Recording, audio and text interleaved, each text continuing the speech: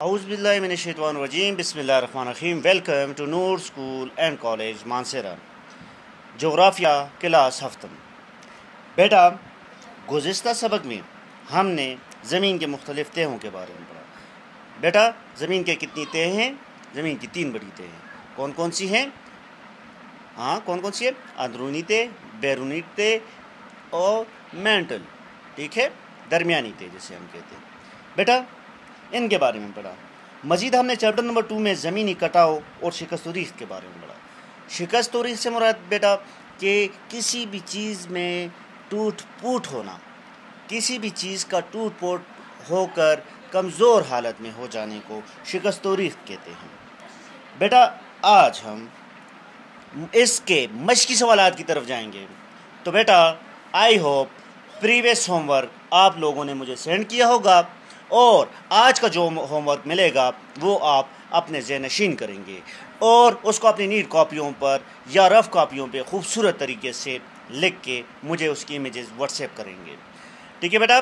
تو بیٹا جو سبق میں آج آپ کو دوں گا، جو مشقی سوالات دوں گا، اسی کا آپ لوگوں نے اپنے پیرنٹس کی نگرانی میں آپ نے ایک 25 نمبر کا جائزہ دینا ہے۔ تو بیٹا آپ اس مشق کی طرف آتے ہیں، چیپٹر نمبر 2 عمل اور ریاکاری کی مشقی سوالات کی طرف آئیں گے، ٹھیک ہے؟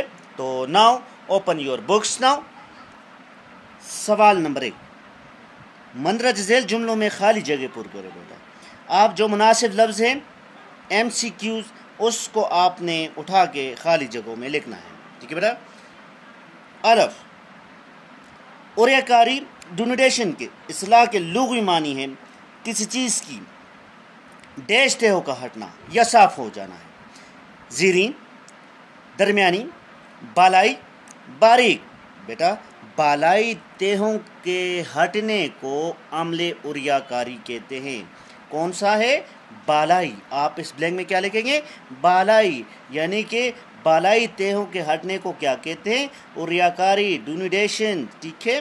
جب کسی بھی پتھر سے، پہاڑ سے بیرونی تہ ہٹ جائے تو اسے ڈونیڈیشن کہتے ہیں۔ اردو میں اس کو اوریاکاری کہتے ہیں۔ کیا کہتے ہیں؟ اوریاکاری۔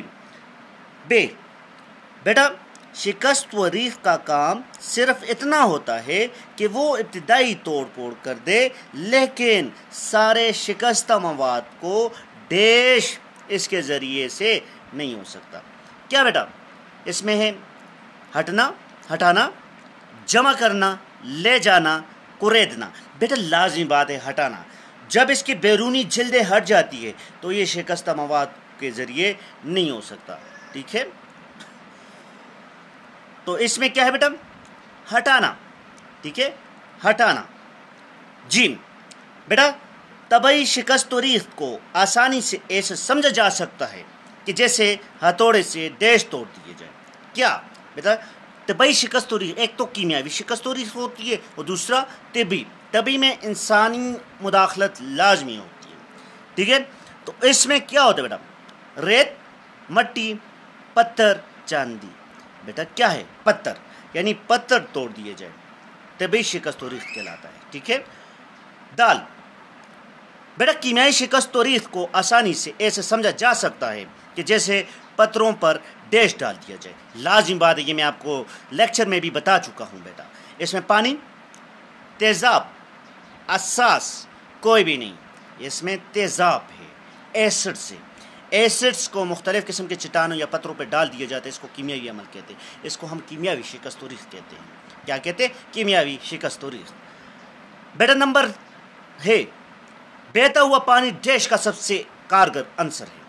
بیٹا جو پانی بہتا ہے تو وہ کون سا عنصر پروڈیوس کرتا ہے؟ وہ کٹاؤ کا، شکست و ریخت کا، مواد کا کسکاؤ یا دراڑوں کا؟ بیٹا اس کا کریکٹ آپشن ہے یہ کٹاؤ کا، یعنی کہ بہتا ہوا پانی سب سے بڑا کارگر ہے کس کا؟ کٹاؤ کا، یعنی زمین کو مسلسل کاٹتی رہتی ہے۔ جو بھی کمزور سطح اس کے راستے میں آتی ہے تو اس کا مسلسل کٹاؤ ہوتا ہے۔ سمجھ آ گئی بیٹا؟ میں پھر سے دہراتا ہوں۔ الف میں بالائی تہوں کا ہٹنا، شکست و ریخت میں ہٹانا، یعنی کہ بیرونی تہوں کا ہٹانے کو کیا کہتے ہیں؟ شکست و ریخت کا مواد۔ اس میں طبعی شکست و ریخت کا آسانی سمجھنے کے لیے کیا ہے؟ پتھر. کیمیائی شکست و ریخت کو آسانی سے ایسے سمجھا جا سکتا ہے جیسے تیزاب، یعنی کہ پتھر پہ تیزاب ڈال دیا جائے تو ایسے ہم سمجھ سکتے ہیں کہ اس کو کیمیاوی شکست و ریخت کہتے ہیں. ٹھیک ہے. آخر میں کٹاؤ، بہتا ہوا پانی یعنی کٹاؤ کا اہم عنصر ہے. بیٹا سوال نمبر 2، غلط بیان کے آگے کراس اور صحیح پر ٹک کا نشان لگائیں. ٹھیک ہے. جو لفظ، جو اسٹیٹمنٹ غلط ہے اس کے آگے کراس، اور جو کریکٹ ہے اس کے آگے ٹک کا نشان لگانا ہے، جیسے میں نے لگا چکا ہوں. بیٹا کیمیاوی یا نامیاتی مرکبات کے محلول چٹانوں پر کام کرتے ہیں. بالکل ٹھیک ہے، یہ کام کرتی ہے. بیٹا کٹاؤ کا عمل تیز کرنے میں انسانی دخل نہیں ہے. غلط ہے، انسانی دخل ہے. یعنی کہ اگر ہم درختوں کو کاٹتے ہیں تو لازمی بات ہے زمین کا کٹاؤ ہوگا کہ نہیں ہوگا؟ ہوگا. ٹھیک ہے. کٹاؤ کا عمل تیز کرنے میں انسانی دخل ہے. یہاں پہ لکھا نہیں ہے تو یہ غلط ہے.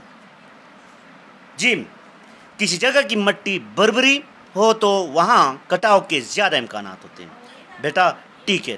جو زمین بربری ہو تو وہاں پر زمینی کٹاؤ بھی زیادہ ہو سکتا ہے. دال، کٹاؤ کا اثر فصل، باغات اور جنگلات پر نہیں. کٹاؤ کا اثر فصل، باغات اور جنگلات پر نہیں. یہ غلط سٹیٹمنٹ ہے. بیٹا جب زمین کا کٹاؤ ہوگا تو فصلیں بھی تباہ ہو جاتی ہے، باغات بھی تباہ ہو جاتے ہیں اور جنگلات بھی ختم ہو جاتے ہیں. ٹھیک ہے. مسلسل پانی کا کٹاؤ. ٹھیک ہے. یعنی کہ ہم کہہ سکتے ہیں کہ کٹاؤ کا سب سے تیز کارگر عمل پانی ہے. رواں پانی، بہتا ہوا پانی. بیٹا شجرکاری کٹاؤ کو روکنے کا ایک مؤثر طریقہ ہے. ٹھیک ہے. یعنی کہ جتنی بھی شجرکاری کریں گے تو کٹاؤ کیا ہوگا بیٹا؟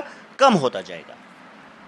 اس سے اگلا جو پوائنٹ ہے اس میں آپ لوگوں نے خود سے ٹیک کرنے جو بھی الفاظ آتے ہیں اس میں، جیسے کہ بیٹا اگلا سوال نمبر 4 پہ آ جائیں. مندرجہ سوالات کے جوابات لکھ کے شکست و ریخت سے کیا مراد ہے اس کی اقسام پر بیس کریں. وہ کون کون سے بنیادی عناصر ہیں جن کے ذریعے زمین پر کٹاؤ کا عمل ہوتا ہے؟ کٹاؤ کے اثرات کو کم کرنے کے لیے کیا تدابیر اختیار کی جا سکتی ہے؟ دال، عمل کٹاؤ، شکست و ریخت اور مواد کے کسکاؤ میں فرق اور جدول بنا کر واضح کریں. ٹھیک ہے. اب ان سوالات کو میں باری باری ایک ایک آپ کے سامنے ریڈ کروں گا اور آپ نے ان کو سمجھنا ہے اور زبانیں بھی یاد کرنا ہے. آئی ہوپ آپ نے یہ سوالات لکھے ہوں گے. یہ چیپٹر نمبر 2 ہے جیوگرافی کا. ٹھیک ہے. تو ان میں سے میں آپ کو آج ہوم ورک جو دوں گا وہ آپ کا اورل اسسمنٹ یا ریٹن اسسمنٹ بھی ہو سکتا ہے. تو بی ریڈی فار دس. جی بیٹا باب نمبر 2، عمل اوریا کاری. مندرجہ ذیل سوالات کے مختصر جوابات تحریر کریں.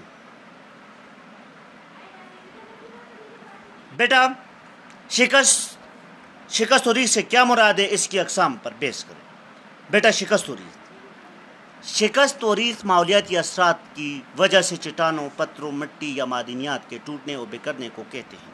یہاں تک تو اس کا ڈیفینیشن آ گیا.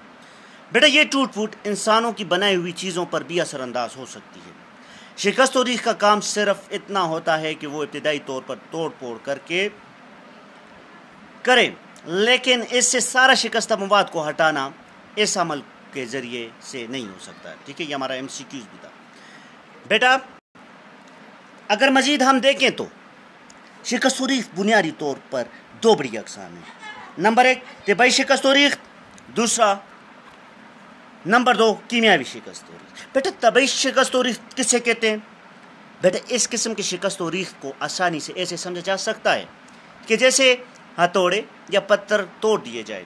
اس میں زمین اور چٹانیں براہ راست فضائی حالات سے متاثر ہو کر ریزہ ہو جاتی ہے. مثلا گرمی، اس میں موسم گرمی، سردی، بارش، پانی، برف دباؤ وغیرہ اس میں برف سے زیادہ مؤثر عامل ہے. ٹھیک ہے بیٹا. یعنی برف زیادہ مؤثر عامل ہے جو مسلسل برفباری کی وجہ سے چٹانوں میں توڑ پھوڑ کا عمل کرتا رہتا ہے. بیٹا دوسرے پہ کیمیاوی شکست و ریخت. اس قسم کی شکست و ریخت کو آسانی سے ایسے سمجھا جا سکتا ہے جیسے پتھر پر تیزاب ڈال دیا جائے. اس میں کیمیاوی یا نامیاتی مرکبات کے محلول چٹانوں پر عمل کرتے ہیں اور ان میں موجود حل پذیر معدنیات کو ختم کر کے انہیں اتنا کھوکھلا کر دیتا ہے کہ وہ آسانی سے ٹوٹ کر بکھر سکتے ہیں۔ تو اس قسم کا عمل کیمیاوی شکست و ریخت میں ہوتا رہتا ہے۔ بیٹا سوال نمبر 2، وہ کون کون سے بنیادی عناصر ہیں جن کے ذریعے زمین پر کٹاؤ کا عمل ہوتا ہے؟ ٹھیک ہے بیٹا، اب وہ کون کون سے عوامل ہیں جس کی وجہ سے زمین میں کٹاؤ رہتا ہے؟ بیٹا آب رواں کا عمل یعنی رننگ واٹر، یعنی بہتا ہوا پانی، بیٹا اس کا سب سے اہم کارگر عنصر ہے وہ ہے آب رواں کا عمل۔ بیٹا بہتا ہوا پانی کٹاؤ کا سب سے کارگر عنصر ہے۔ یہ ہر انداز میں زمین کا توڑ پھوڑ کر کے اس کے ذرات یا چھوٹے چھوٹے ٹکڑوں کو بہا لے جانے کی کوشش کرتا ہے۔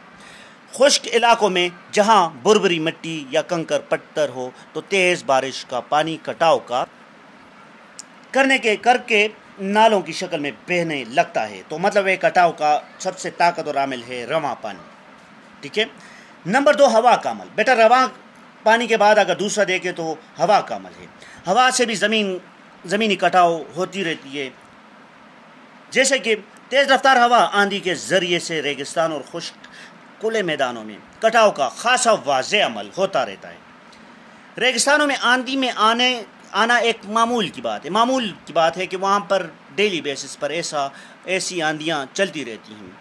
اس تیز رفتار ہوا میں ریت کے ذرات شامل ہو جاتے ہیں اور صحرا میں موجود چٹانوں سے گزرتے ہوئے اس کا اثر بالکل اس طرح ہوتا ہے جیسے ہم پتھروں کو ریگمال سے گھستے، تو اس طرح کا عمل ہوتا ہے۔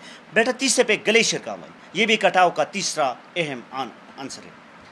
بیٹا گلیشیئر برف کے بہت بڑے بڑے تودے کو کہتے ہیں جو میلوں لمبے ہو سکتے ہیں۔ گلیشیئر آہستہ آہستہ پہاڑی ڈھلانوں پر کسکتے ہوئے نیچے کی طرف جانب سفر کرتے ہیں۔ اس سفر کے دوران میں یہ پہاڑی ڈھلان کو کوریدتے جاتے ہیں اور چوڑی وادیاں وجود میں آتی ہیں۔ وی شیپ کی وادیاں بھی اس میں آتے ہیں جو میں لیکچر میں آپ کو بتا چکا ہوں۔ بیٹا 4 سمندری موجوں کا عمل، یہ بھی کٹاؤ کا ایک طاقتور عامل ہے، جس میں ہم کہہ سکتے ہیں کہ سمندروں میں اٹھنے والی موجیں ساحلی علاقوں میں چٹانوں سے مستقل ٹکراتی رہتی ہے اور ان کو کاٹتی ہے۔ اس کے علاوہ چٹانوں سے خاصی تعداد میں پتھر ٹوٹ کر ساحل پر گرتے رہتے ہیں جو موجوں کی زد میں آ کر مستقل آگے پیچھے ہوتے رہتے ہیں۔ اس طرح وہ بہت جلد ریت میں بدل جاتے ہیں۔ ساحل سمندر پر موٹی ریت اس طرح جمع ہوتی رہتی ہے۔ ٹھیک ہے بیٹا، مسلسل کٹاؤ کی وجہ سے ساحلوں پر کیا جمع ہوتی ہے؟ ریت جمع ہوتی ہے۔ سوال نمبر 3، کٹاؤ کے اثرات کو کم کرنے کے لیے کیا کیا تدابیر اختیار کی جا سکتی ہے؟ بیٹا اس کو کم کرنے کے لیے ڈھلانوں پر زینہ دار کاشتکاری، یہ ہماری ہیڈنگ ہے۔ پہاڑیوں کو ڈھلانوں سطح پر سے پانی بہت تیز رفتاری سے بہتا رہتا ہے۔ اس سے مٹی، پتھر، ریت وغیرہ ڈھلان پر سے نیچے کی طرف آ جاتے ہیں۔ ایسے علاقوں میں رہنے والے کسان اپنی زمینوں پر فصلیں نہیں اگا سکتے کیونکہ وہاں بارشوں کی پانی کا ریلا طوفان کی طرح آتا رہتا ہے۔ تو بیٹا تو اس کے لیے زینہ دار کاشتکاری وہ نہیں کر سکتے تھے۔ اس کے بعد شجرکاری۔ بیٹا شجرکاری بھی کٹاؤ کو روکنے کا ایک اہم عنصر ہے۔ یہ بھی کٹاؤ کو روکنے کا ایک مؤثر طریقہ ہے۔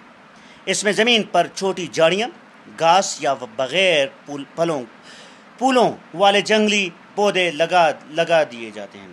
یہ بہت تیزی سے بڑھتے ہیں اور اپنے نیچے مٹی کو جکڑ رکھتے ہیں اور زمین کے زرخیزتے کو ضائع ہونے سے روکتے رہتے ہیں۔ تو شجرکاری بھی ایک مؤثر عمل۔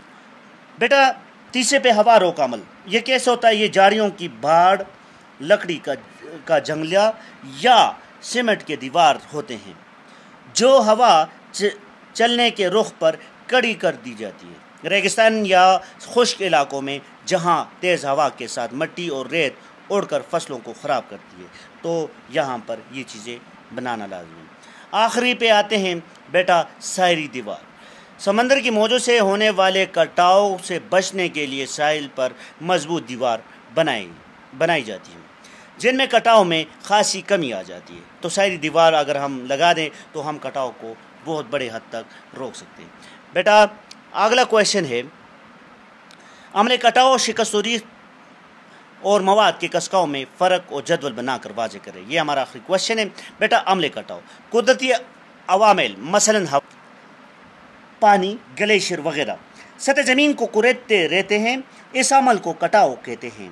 اکثر اوقات بڑے بڑے پتھر دریاؤں اور ندی نالوں میں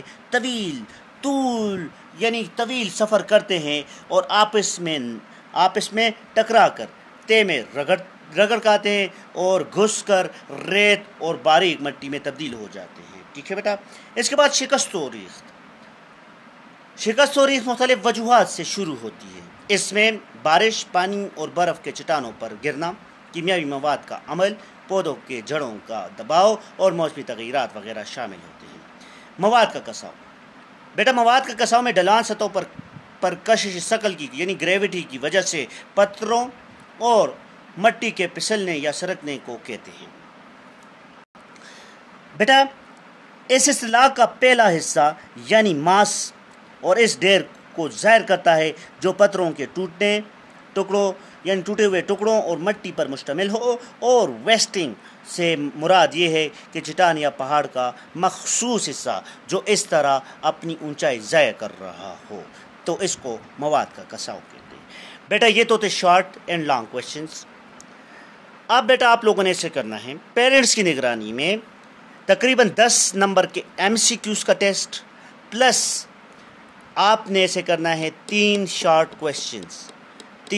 کویشچن جس کے 5 نمبر ہو۔ 25 ٹوٹل نمبر کا آپ نے ایک جائزہ دینا ہے پیرنٹس کی نگرانی میں۔ بیٹا وہ جائزہ لے کر اپنے پیرنٹس کو ہی چیک کروا لیں۔ اگر چیک نہیں کر سکتے تو وہ آپ کائنڈلی مجھے اس کے پکچر امیجز سینڈ کر دیں واٹس ایپ پر میرے پرسنل نمبر پر، وہ میں چیک کر کے آپ کو سینڈ کر دوں گا، آپ کو اس کا رزلٹ بھی بتا دوں گا۔ ٹھیک ہے، تو بیٹا آج کا ہوم ورک آپ کے لیے یہی ہے کہ آپ لوگوں نے جن بچوں نے کویشچن نہیں لکھے وہ کویشچن لکھیں، جنہوں نے لکھے ہیں وہ ان کو ٹھیک سے پڑھیں اور یاد کر کے ایک جائزہ دینا ہے، ایک ایسا جائزہ جو پیرنٹس کی نگرانی میں ہو، پھر اس کے امیجز مجھے سینڈ کر دیں۔ Thank you very much for today. اللہ حافظ۔